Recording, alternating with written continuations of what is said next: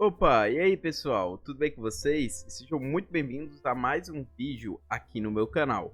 E vamos continuar a nossa série de Machine Learning Fundamentos. E no vídeo de hoje a gente vai ver as métricas de performance focando em modelos de classificação. Esse vídeo ele vai ser bem teórico, tá? A gente vai abordar de modo geral, independente de qual modelo você vai utilizar, né? O que vai interessar aqui é ser um modelo de classificação, porque as métricas vão ser voltadas para esse tipo de modelagem, tá? E aí no próximo vídeo a gente vai tratar de uma forma mais prática, né? A gente vai pegar um modelo de KNN e a gente vai fazer a análise, né? Usando ali bibliotecas que tem essas métricas implementadas. A gente vai ver como é que a gente pode estar fazendo essa análise na prática, tá bom? Mas esse vídeo, inicialmente, ele vai apresentar a teoria para você de forma generalizada. Então, vamos lá. Para a gente começar o vídeo, é importante eu introduzir para vocês o conceito de matriz de confusão, né? Porque aqui nesse conceito a gente vai ver outros termos, né? E eles vão ser fundamentais para o cálculo das métricas, né? Então a matriz de confusão ele é o principal, é a base para você avaliar a performance de um modelo de classificação. Então, a matriz, como o próprio nome sugere, né? Ela vai ser uma tabela, né? Uma matriz aqui 2x2, né? Bem simples. E aí o que é que vai acontecer aqui? Vai acontecer o seguinte, a gente vai ter aqui na parte de cima verdadeiro e aqui previsto, tá? O que isso quer dizer? Verdadeiro vai ser justamente a realidade, né? O que é que aquele dado na realidade representa. E o previsto é o que o modelo preveu, tá? E, bem, aqui a gente vai ter valores positivos e negativos, né? O que isso quer dizer? Vamos supor uma situação que eu vou prever se o e-mail ele é spam ou não. Então, se o e-mail for spam, seria o caso positivo. O e-mail não ser spam é o caso negativo nesse exemplo, tá? Então, aqui, essa parte aqui, né, essa primeira coluna aqui, representa as situações em que os dados, na realidade, eles eram spam, tá? Ou seja, eles eram positivos, tá?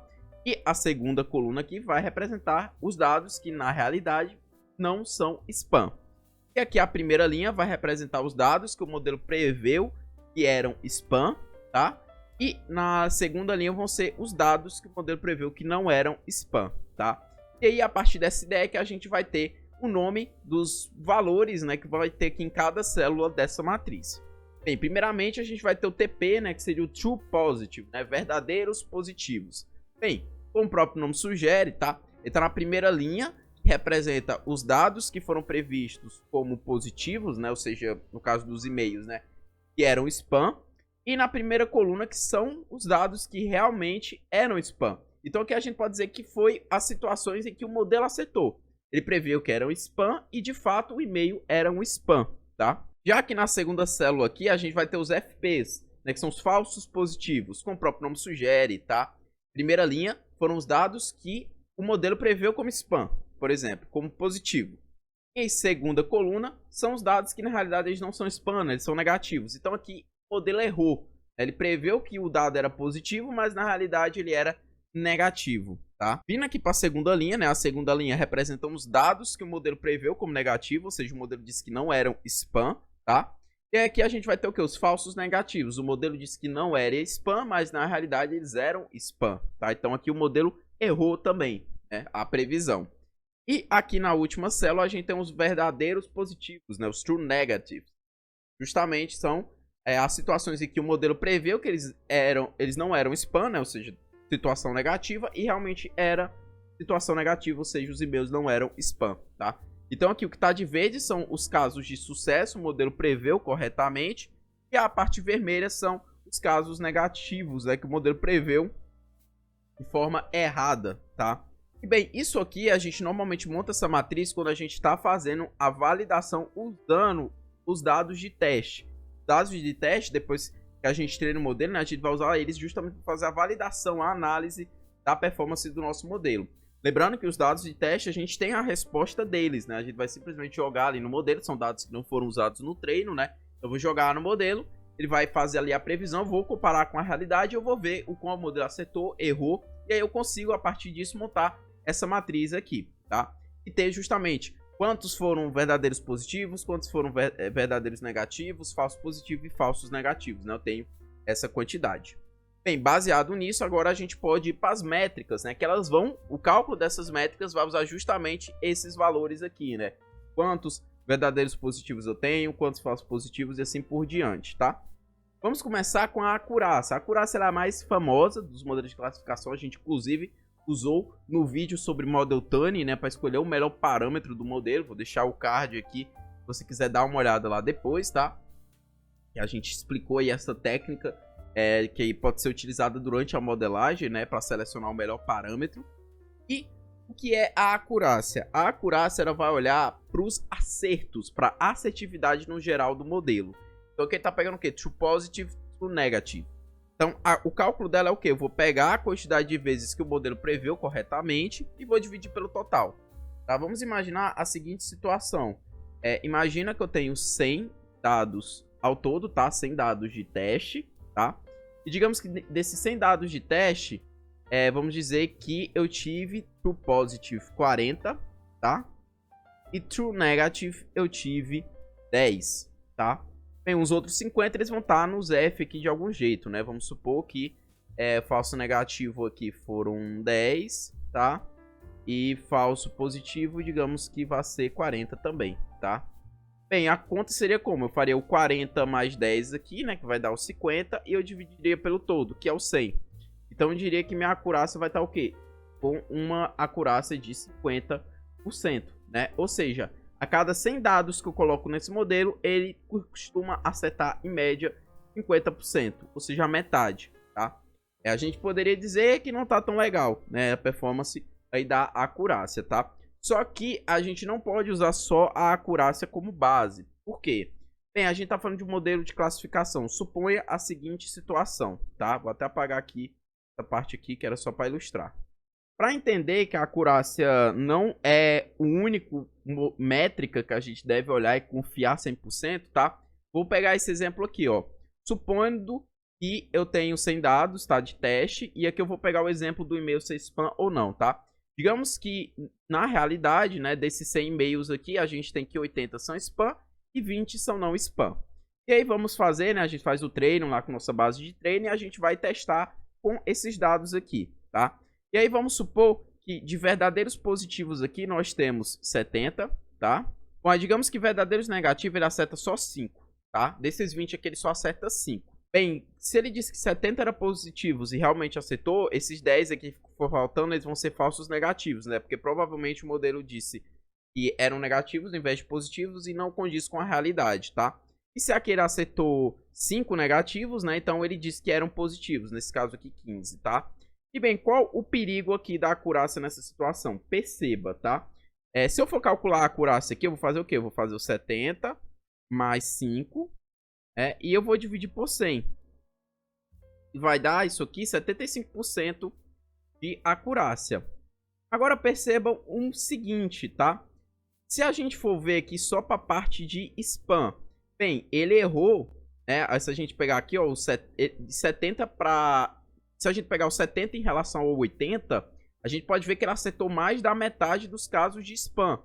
Só que se a gente olhar para a parte de não spam, ele errou mais da metade nesse caso. Então, o modelo ele tá muito bom para acertar para spam, mas ele tá horrível para acertar para não spam. Então, a acurácia ela não é confiável por conta disso. Porque aqui, ó, você pode ver que só olhando para a acurácia, o modelo parece estar muito bom. Só que, na realidade, se a gente for mais a fundo, a gente vai notar que o modelo ele só está muito bom para a parte de spam. E para a parte de não spam, ele está meio ruim, né?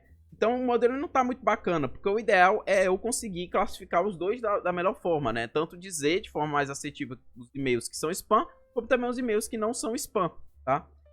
E aí, justamente, é perigoso olhar só para a acurácia, porque eu ter uma boa performance em uma parte da classificação pode acabar mascarando a má performance na classificação das outras classes, tá? Então a acurácia ela é uma boa forma para você analisar de um modo geral, principalmente quando você está lidando com um melhor balanceamento de classes, né, da tua variável target ali, tanto para o treino como para o teste.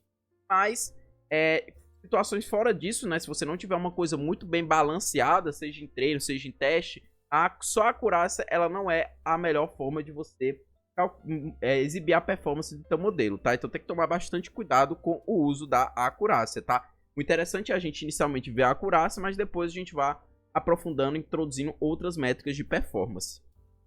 Bem, avançando, agora a gente vai para a precisão, tá? E bem, a precisão, tá, é uma das métricas que vai chegar para a gente ter uma análise um pouquinho mais detalhada ali da performance do nosso modelo.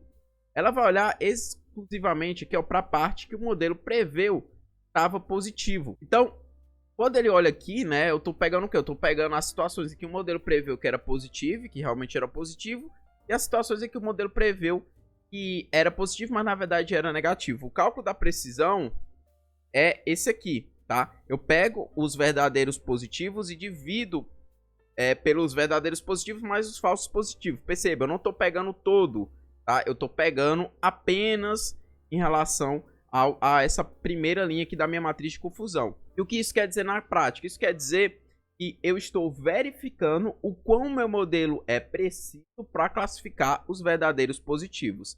Então, pegando o exemplo lá daquela nossa matriz de confusão, né? Eu tinha 70 aqui, 10, 5, 15, tá? Esse era o exemplo que eu estava trabalhando. Se eu fosse fazer o cálculo da precisão, eu ia fazer o quê? Eu ia pegar os 70...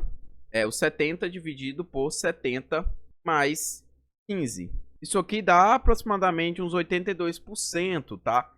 Então, com isso aqui, a gente consegue ver que o nosso modelo está muito bom para classificar spam. É para dizer que esses e-mails eles são de fato spam. Ele está com uma precisão de 82%, tá? E aí a precisão, ela vai focar nisso, tá? Ela é uma boa medida para a gente utilizar, principalmente quando o custo de um falso positivo é alto. Tá? O próprio exemplo dos spams é um exemplo de que o custo do falso positivo é alto. O e-mail verdadeiro classificado como spam tem um custo alto. Né? Imagina que você recebeu um e-mail ali que é importantíssimo, alguma lance de entrevista, se você estivesse procurando emprego, uma oportunidade de trabalho única, e de repente o e-mail classificou aquilo como spam. E aí foi para sua caixa de spam, você não viu, você viu, só foi ver dias depois, né? Ou nem chegou a ver. Isso vai ter um custo alto para o usuário. Então, nesse caso, é muito importante a gente, no modelo que vai classificar spam, olhar para a precisão, porque eu tenho que ser o mais preciso possível para dizer quão aquele e-mail é um spam. Tá? Porque caso eu falhe nessa previsão, eu diga que o e-mail é spam sem ele ser, vai trazer altas consequências para o usuário final. Tá? Então, a precisão ela é muito bem recebida nesses casos, tá? Nossa próxima métrica é o recall, ou também chamado de sensibilidade, tá? E nesse caso aqui, ó, ela vai olhar agora para a primeira coluna, em vez da primeira linha, como era o caso da precisão, tá? E o que é que eu vou estar olhando aqui? Eu vou estar olhando os casos em que o modelo preveu que o positivo realmente era o positivo, ou seja, os verdadeiros positivos, e o caso em que o modelo disse que o positivo era negativo, né? Nesse caso aqui, ele errou. Tá? E nessa situação aqui, como é a conta, eu vou pegar os verdadeiros positivos sobre a soma dos verdadeiros positivos com os falsos negativos, tá? Tá faltando um F aqui, é os falsos negativos que eu vou olhar nesse caso aqui, tá? E bem, pegando novamente aquele exemplo lá da nossa matriz, tá? Então vou ter os 70 aqui, 10, 5, 15, tá? Bem, a conta seria o quê? Seria justamente os 70 dividido por 80. Aproximadamente uns 88%, tá? Então, o que isso aqui quer dizer, tá? O recall, ou sensibilidade, ele vai focar em quantos dos atuais positivos foram recuperados pelo modelo ao nomeá-los como positivo verdadeiro. Ou seja, ele vai olhar, agora ele vai se preocupar em relação ao modelo dizer que uma coisa que era verdadeira, na verdade, era falsa, tá? Isso aqui é muito utilizado quando o custo de falso negativo é alto, né? Por exemplo, imagina um modelo de detecção de fraude, né? Se uma transação fraudulenta for classificada como não fraudulenta, vai causar um custo alto ao banco, à empresa, tá? Então, eu ter isso aqui muito alto é bom, porque está mostrando que se o meu modelo está dizendo que aquilo que é fraudulento realmente é fraudulento, tá? Só que nesse caso, eu dizer que algo é fraudulento numa situação em que na realidade não é fraudulento, não tem um custo, não tem um prejuízo muito alto, porque o que vai acontecer? Aquela coisa vai ser sinalizada como fraudulenta, Aí vai ter todo um esquema de análise mais profunda, detalhado, uma equipe responsável por isso. Só que a equipe no final vai ver, beleza, não tem aqui nenhuma preocupação, isso aqui não é uma fraude, pronto, passou, não teve problema. Agora é mais preocupante ele dizer que algo que é fraudulento não é fraudulento. E aí nesse caso vai passar, vai ter ali a fraude, pode trazer altos prejuízos de dor de cabeça para a empresa, tá? Que sofreu a fraude. Então, a acessibilidade ela é muito utilizada quando a gente tem essa preocupação. Então, esses 88% eu tô querendo dizer que a cada 100 valores que são positivos de forma verdadeira, ele acerta que realmente eles são positivos de forma verdadeira. Ou seja, a cada 100 coisas ali que realmente são fraudes, o modelo está acertando 88 em média, tá? Então, esse tipo de coisa aqui, essa métrica é utilizada. Bem, a próxima é a especificidade, tá? Ela vai olhar agora para minha segunda coluna, que é o que? Os falsos positivos e os verdadeiros negativos, tá? Digamos que ele vai ser justamente o oposto da minha acessibilidade. Para calcular, eu vou usar o quê? Eu vou usar os falsos positivos com os verdadeiros negativos, né? Isso aqui vai estar no denominador. Em cima, no numerador, eu vou ter os verdadeiros negativos. Então, eu vou estar justamente avaliando o quão bem o meu modelo está prevendo que aquilo que é negativo realmente é negativo. Então, no exemplo lá, novamente da caixa de spam que a gente estava utilizando, eu vou ter 5, 15, né? E aí como é que seria a conta? Eu ia fazer o quê? O 5 dividido por 15 mais 5, tá? Aqui eu vou ter o quê? Eu vou ter 5 sobre 20, tá? Isso aqui vai dar basicamente o quê? Vou ter 25%, tá? Pessoal, eu quero que vocês percebam o seguinte, tá? Aqui deu 25%, no anterior nós tivemos 88%, tá? Então, se vocês perceberem, aqui ficou muito claro que, juntando essas duas métricas, né? Que para ele dizer que um e-mail não é um spam, tá sendo horrível.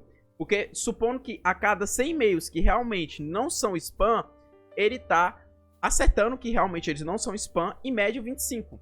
Sendo que, pro caso de spam, a cada 100 e-mails que são spam, meu modelo tá realmente acertando ali 88. Então, meu modelo tá sabendo muito bem dizer que aqueles e-mails são spam, só que tá sendo horrível para identificar os casos de não spam, tá? Então, a especificidade casada com o recall, ela vai ajudar você a analisar de forma mais detalhada essa diferença em relação ao modelo estar prevendo melhor para uma classe do que para outra, né?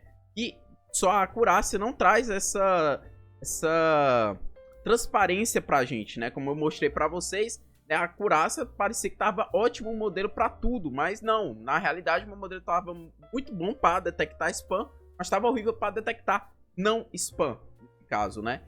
Então, a especificidade casada com o recall vai ajudar você a entender de forma mais detalhada se o modelo não está desbalanceado em relação ali às classes que ele está prevendo, tá? Bem, para a gente terminar o vídeo de hoje, eu trago o F1 Score, tá? Eu já trago aqui logo todo ele, né? Porque ele já é um pouquinho mais complexo, tá? Você vê, a gente utiliza a precisão e o recall, tá? Então, eu vou estar justamente aqui em cima fazendo a multiplicação entre eles por 2 e dividindo pela soma entre a precisão e o recall, tá? E bem, para que isso aqui serve, tá? Bem, o F1 ele vai ser uma forma generalizada de você avaliar o quão o modelo está prevendo os casos positivos, tá? Então é como se ele juntasse ali as médias da precisão com o recall e você tem de uma forma mais generalizada, ali mais precisa, vamos dizer assim, essa métrica em relação ao quão bem o modelo está acertando os casos positivos, tá? E ele é uma boa saída, né? Porque eu falei da acurácia, né? A acurácia ela pode ser um problema quando a gente tem classes desbalanceadas. Quando a gente tem essa situação de classes desbalanceadas, o F1 Score chega para ser uma melhor forma de você fazer a comparação ali da performance, né, do modelo do que a acurácia, tá? Então ele entra aí como sendo uma ótima opção quando você tem uma situação de desbalanceamento, tá? Um outro detalhe é que o F1 Score ele é muito utilizado para você comparar modelos, né? Digamos que eu tenho um modelo de classificação que classifica spams, ele foi implementado usando KNN. E digamos que eu tenho também um outro modelo para classificar e-mails como spam, e ele foi implementado usando regressão logística. Eu quero saber se é melhor ser o KNN ou a regressão logística, né? Qual modelo é melhor? A gente faz a operação do Model Selection, né? Que a gente vai olhar as performances dessas implementações, vai comparar e ver qual delas é a melhor. E normalmente a métrica-chave que a gente olha para auxiliar nessa comparação é o F1 Score. Tá? Então, quando eu estou fazendo um Model Selection, né, que eu tenho que selecionar ali o melhor modelo para a minha situação, para o meu contexto, eu uso o F1 Score para fazer essa comparação, pensando no contexto de modelos de classificação, tá bom? Bem, pessoal, mas por hoje é isso, tá? No vídeo. Fizemos aí uma revisão geral das métricas aqui para os modelos de classificação, né? Passando pela parte teórica, eu tentei também trazer exemplos para tornar mais palpável quando usar uma métrica, para que cada métrica serve, né, e tal. A gente vai no próximo vídeo fazer um hands-on, né? Eu vou pegar um exemplo de modelagem implementado em KNN, que é um modelo que a gente já viu aqui durante a nossa trilha, né? A ordem da nossa trilha aqui de conhecimento. E a gente vai analisar a performance do modelo que foi construído, tá? Usando justamente essas métricas, a gente vai usar o sklearn, né? Que ele já traz essas métricas implementadas pra gente, tá? Vai ser um vídeo bem interessante aí para complementar e a gente fechar essa nuvenzinha aqui de conhecimento em relação à análise de performance de modelos de machine learning, tá bom? Então, é isso, pessoal. Forte abraço e até a próxima aula.